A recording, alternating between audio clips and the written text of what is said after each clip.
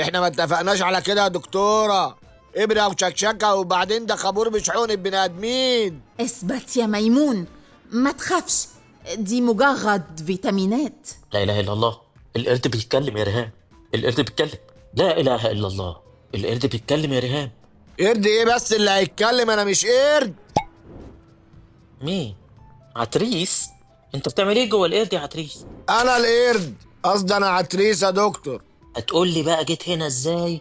ولا اضرب الحقنه دي في رجلك اطلعها من زورك؟